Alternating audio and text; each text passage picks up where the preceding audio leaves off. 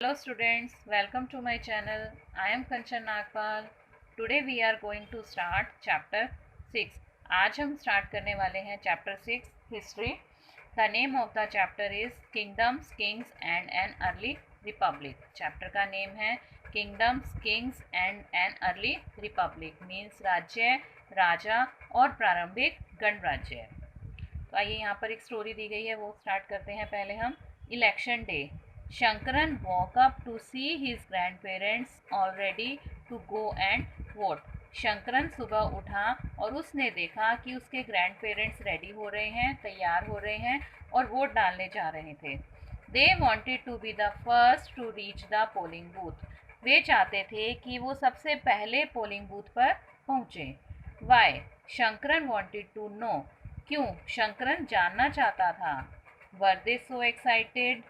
Somewhat impatiently, his grandfather explained, "We can choose our own leaders today." क्या वे बहुत excited थे, उत्सुक थे? उसके ग्रैंड पेरेंट्स ने इम्पेशेंटली उनको एक्सप्लेन किया कि आज वो अपना नेता चुनने जा रहे थे. How some man became rulers. कैसे जो मैन हैं वो रूलर्स बने, नेता बने या राजा बने. Choosing leaders or rulers by voting is something that has become common during the last 50 years or so. आज से कम 50 साल पहले जो नेता चुने जाते हैं या जो लीडर्स चुने जाते हैं वो किसके द्वारा चुने जाते हैं? वोटिंग के थ्रू चुने जाते हैं. और वो एक कॉमन थिंग बन गई है कि जो हम अपने रूलर्स को चुनते हैं या लीडर्स को चुनते हैं वो हम थ्रू वोट्स के द्वारा चुनते हैं. How did man become rulers in the past. But past में, पहले समय में लोग कैसे अपने रूलर्स को चुनते थे? Some of the rajas we read about in chapter 5 were probably chosen by the people. देखिए, कुछ राजा जो कि हम चैप्टर 5 में पढ़ चुके हैं कि उनको कैसे चुना जाता था, जनता के द्वारा चुना जाता था. But around 3000 years ago we find some changes taking place in the ways in which rajas were chosen. लेकिन आज से कम 3000 साल पहले क्या हुआ? बहुत सारे चेंजेस आए कि जिसमें कि राजा को चुना जाता था. मीन्स पहले के समय में और अब के समय में बहुत ज़्यादा चेंजेस थे कि पहले के समय में राजा को किस तरह से चुना जाता था. Some men now became recognized as rajas by performing very big sacrifices. पहले समय में कुछ लोगों को राजा चुना जाता था, किसके द्वारा? बिग सेक्रीफाइसेस के द्वारा. जो लोग बहुत बड़े बड़े सेक्रीफाइसेस परफॉर्म करते थे उनको एज अ राजा चुना जाता था. द अश्वमेधा और horse sacrifice was one such ritual. और उसमें से अश्वमेघ यज्ञ या हॉर्स सेक्रीफाइस वो जो था रिचुअल का एक बहुत बड़ा पार्ट था. A horse was let loose to wander freely and it was guarded by the Raja's men. इसमें क्या होता था? घोड़े को फ्री छोड़ दिया जाता था घूमने के लिए कि वो कहीं भी जाकर घूमे, और राजा के कुछ लोग जो थे उसकी देखभाल करते थे, उसके पीछे जाते थे. If the horse wandered into the kingdoms of other rajas and they stopped it, they had to fight. देखो, अगर वो घोड़ा घूमता घूमता किसी दूसरे राज्य में चला जाता था तो, और अगर उस राज्य के लोग उसको रोक देते थे, मीन्स उस राज्य का राजा जो होता था उसको रोक देता था, तो उसको उस राजा से फाइट करनी पड़ती थी.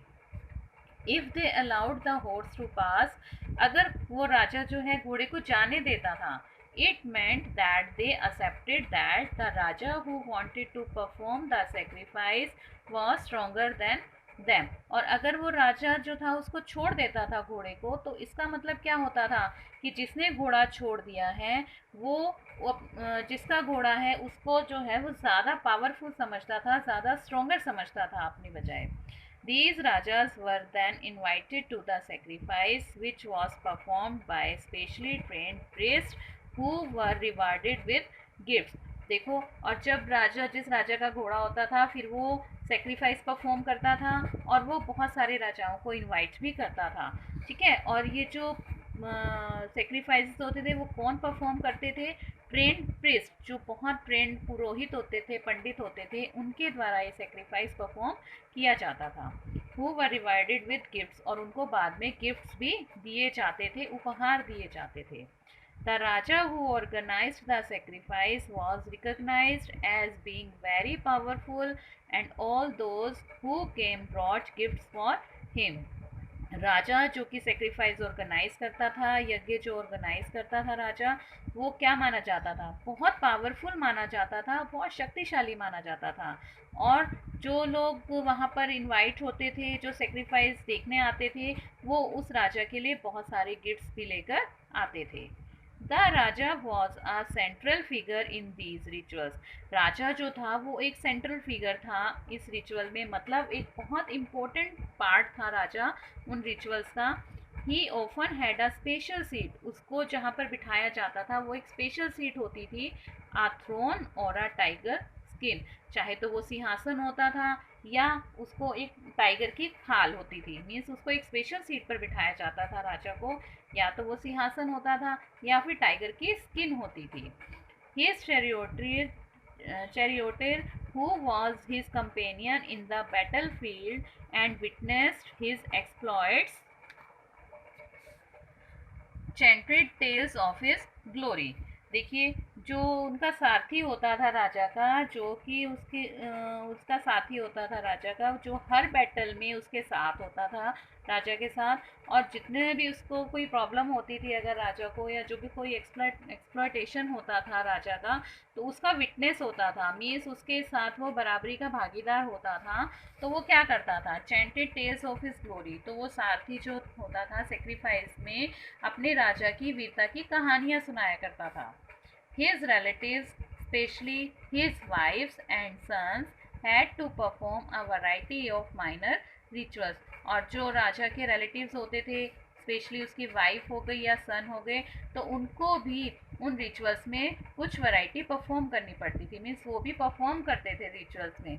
The other rajas were simply spectators who had to sit and watch the performance of the sacrifice. और कुछ राजा जो होते थे वो सिंपली स्पेक्टेटर्स होते थे, मीन्स वो दर्शक होते थे, और वो बैठते थे और देखते थे कि कैसे सेक्रीफाइस जो है वो परफॉर्म किया जा रहा है, मीन्स कैसे यज्ञ हो रहा है, इसको सिर्फ वो लोग देखते थे।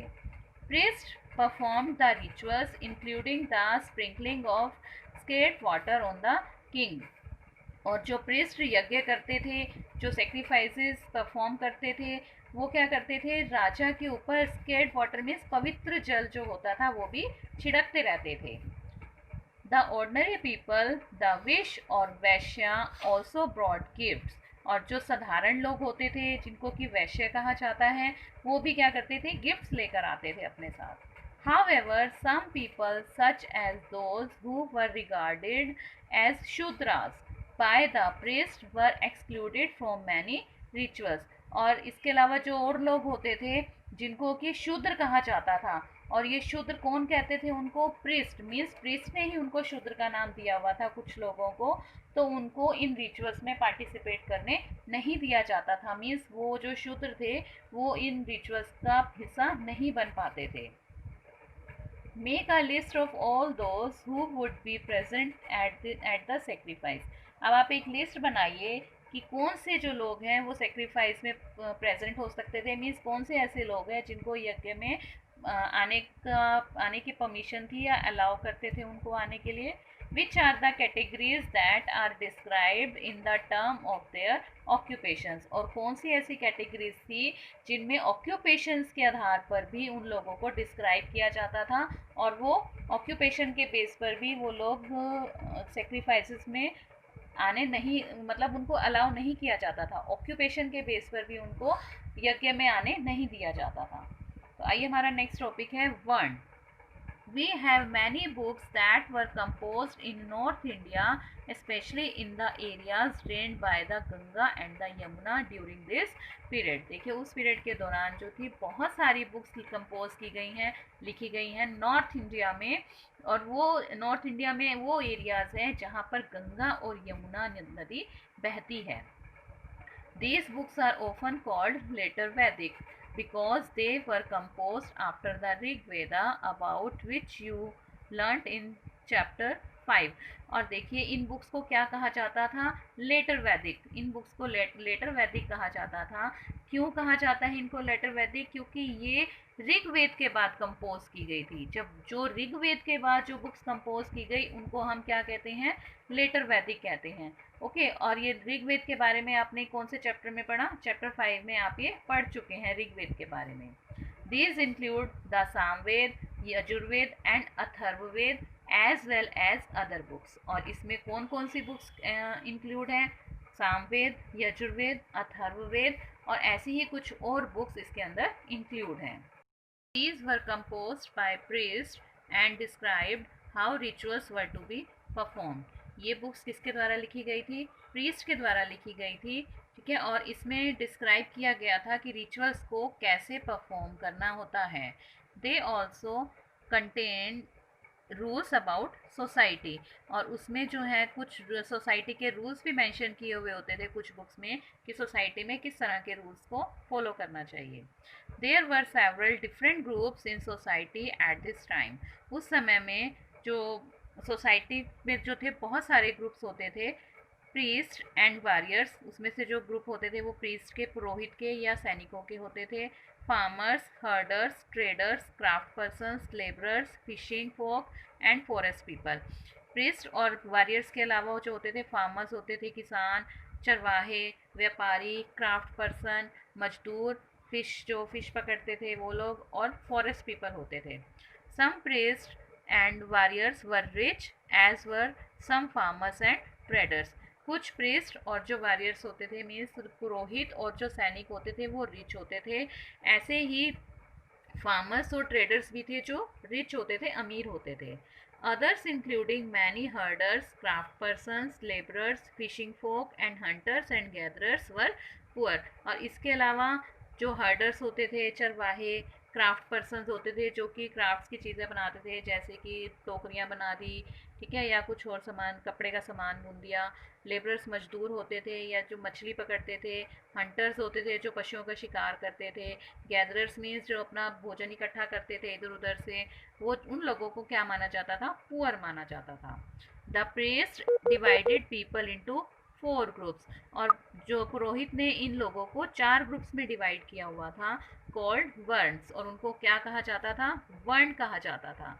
अकॉर्डिंग टू दैम ईच वर्ण had a different set of functions. और उनके अकॉर्डिंगली हर वर्ण के लोगों का अलग अलग फंक्शन था। मीन्स उस जिन वर्ण में लोगों को डिस्ट्रीब्यूट किया हुआ था उन लोगों का अलग अलग फंक्शन था, काम था।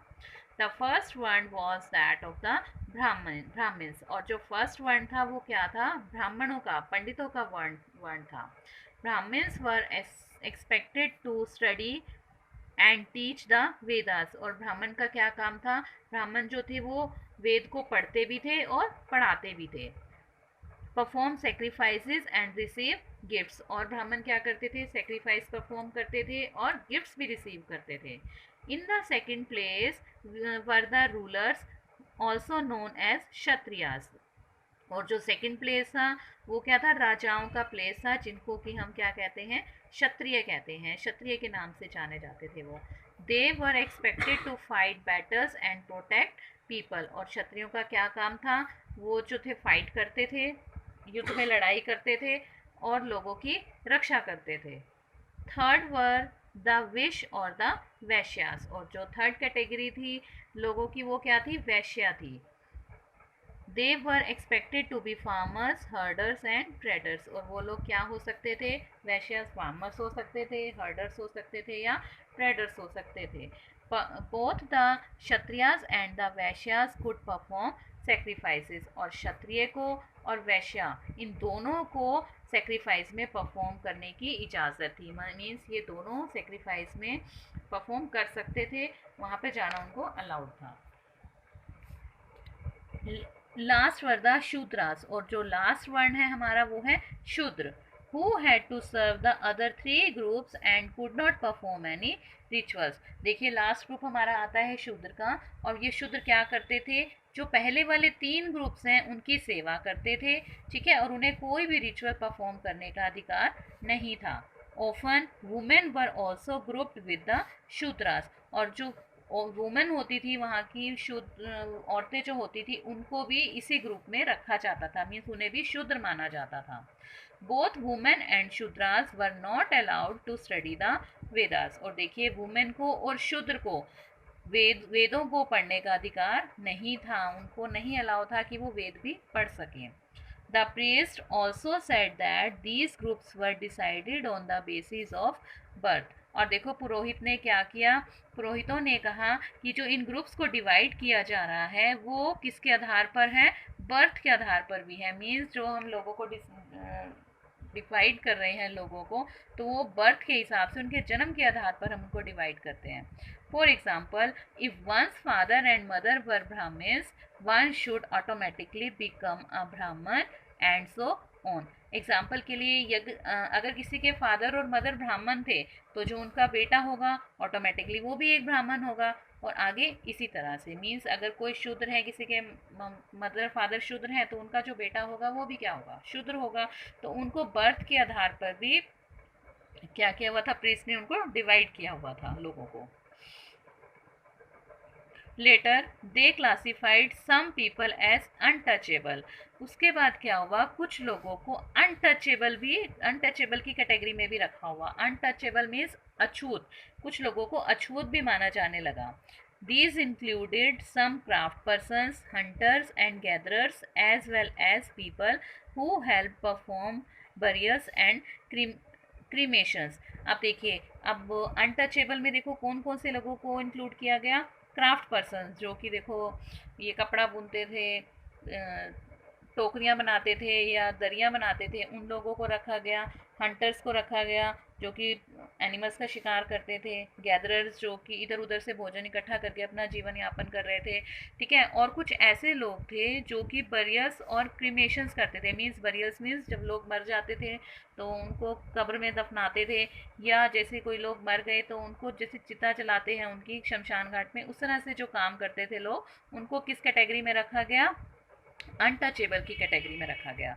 The priest said that contact with these groups was polluting. और पुरोहित ने क्या कहा कि जो भी लोग इन लोगों के ग्रुप में आएगा वो क्या हो जाएगा, पोल्यूट हो जाएगा. मीन्स जो भी लोग इनसे कांटेक्ट रखेगा, इस ग्रुप के लोगों के साथ जो कांटेक्ट रखेंगे लोग, वो पोल्यूट हो जाएंगे, गंदे हो जाएंगे.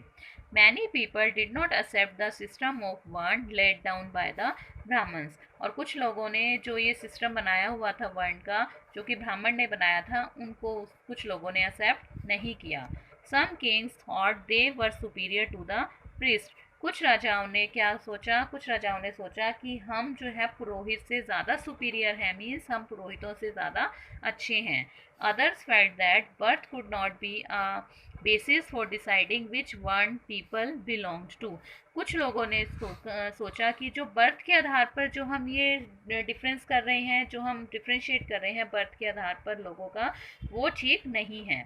Besides, some people felt that there should be no differences amongst people based on occupation. इसके अलावा कुछ लोगों ने ये भी महसूस किया कि जो हम ये डिफ्रेंशिएट कर रहे हैं लोगों के बीच में, वो ऑक्यूपेशन के आधार पर नहीं होना चाहिए. Other felt that everybody should be able to perform rituals. और कुछ लोगों ने क्या क्या सोचा, क्या महसूस किया कि हर किसी को रिचुअल परफॉर्म करने का अधिकार होना चाहिए. And others condemned the practice of untouchability. और कुछ लोगों ने क्या कहा, कुछ लोगों ने कहा कि जो ये अनटचेबिलिटी है उसके अगेंस्ट उन्होंने प्रोटेस्ट किया. मीन्स उन्होंने अनटचेबिलिटी को गलत ठहराया कि ये चीज़ नहीं होनी चाहिए.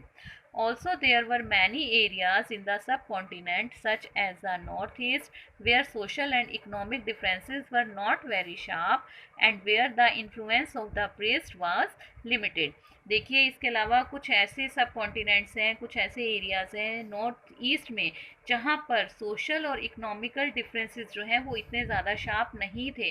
मीन्स वहाँ पर इतना ज़्यादा डिफरेंस नहीं था सोशल और इकोनॉमिकली बेस पर.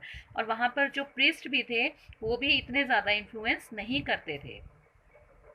तो यहाँ पर एक क्वेश्चन अराइज होता है, why did people oppose the system of words, कि जो लोग थे वो वर्ण के अगेंस्ट क्यों थे। नेक्स्ट हम बात करते हैं जनपद की। जनपद क्या होता है? The rajas who performed these big sacrifices were now recognised as being rajas of janapadas rather than jana. देखिए, जो राजा परफॉर्म करते थे बड़े बड़े सेक्रीफाइसेस, उनको क्या क्या पहचानने लगे लोग, उनको कैसे जानने लगे? जनपद, जनपद के राजा उनको बोला जाने लगा, रादर देन जन, मीन्स जन के बजाय उन लोगों को जनपद का राजा कहा जाने लगा। The word janapada literally means the land where the jana set its foot and settle down. और देखो ये वर्ड जनपद कहाँ से आया, इसका मतलब क्या है कि वो लोग ऐसा लैंड जहाँ पर कि जन लोगों ने अपना पैर रखा, मीन्स जहाँ पर लोग आए और वहीं पर वो सेटल डाउन हो गए, मीन्स वहीं पर रहने लगे, तो उसको हमने क्या बोला? जनपद कहा। सम इम्पोर्टेंट जनपद आर शोन ऑन मैप 4, और कुछ जनपद जो है मैप 4 में दिखाया गया है। Archaeologists have excavated a number of settlements in these janpads such as Purana Kila in Delhi, Hastinapur near Meerut and Atranji Kheda near Itaha। अब देखो, और आर्कियोलॉजिस्ट ने जब खुदाई की तो उनको कुछ सेटलमेंट्स मिले जनपद के, जनपद में कुछ ऐसे सेटलमेंट्स मिले जिसमें कि था पुराना किला दिल्ली में, और मेरठ में हस्तिनापुर, और इटाहा के पास जो था वो अतरंजी खेड़ा, कुछ ऐसी जगह वहाँ पर मिली। They found that people lived in herds and kept cattle as well as other animals। और खुदाई करने पर आर्कोलॉजिस्ट ने पाया कि वहाँ पर जो लोग थे किस में रहते थे? हर्ट्स में रहते थे, झोपड़ियों में रहते थे, और कैटल्स को रखते थे, मीन्स मवेशियों को रखते थे, और ऐसे ही कुछ दूसरे जानवरों को भी वो रखते थे। They also grew a variety of crops, rice, wheat, barley, pulses, sugar cane, sesame and mustard. और वहाँ पर वो बहुत सारी वैरायटीज़, क्रॉप्स की वैरायटीज़ उगाते थे, जिसमें कि राइस था, wheat, barley, pulses, sugar cane, sesame और मस्टर्ड, ये सभी जो क्रॉप्स थी वो वहाँ पर उगाते थे। Is there a crop in this list that was not mentioned in chapter 4? ये जो क्रॉप्स आपको यहाँ पर बताई गई हैं, क्या इसमें से कोई क्रॉप ऐसी है जो चैप्टर 4 में मेंशन नहीं की गई?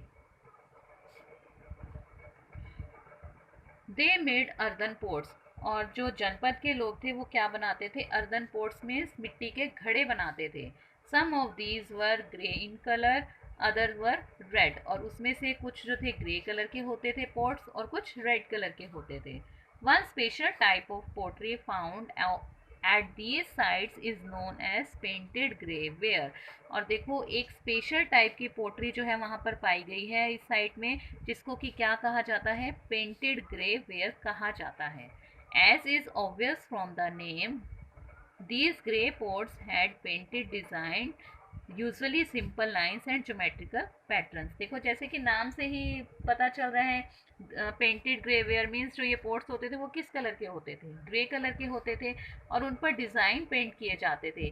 यूजुअली उसमें सिंपल लाइन्स होती थी या ज्योमेट्रिकल पैटर्न्स होते थे, जैसे सर्कल बना या ट्राइंगल की शेप बना दी, रेक्टेंगल, स्क्वायर, इस तरह के ज्योमेट्रिकल शेप बनाई जाती थी। देखिए, यहाँ पर आपको अर्दन पोर्ट दिखाया गया है, यहाँ पर एक grey ware painted grey port इसमें दिखाया गया है, ये देखिए, जिसको कि हम पेंटेड ग्रे वेयर कहते हैं, ग्रे कलर का है, और इसमें देखिए लाइंस बनी हुई हैं और कुछ ज्योमेट्रिकल पैटर्न्स भी इसमें बनाए गए हैं।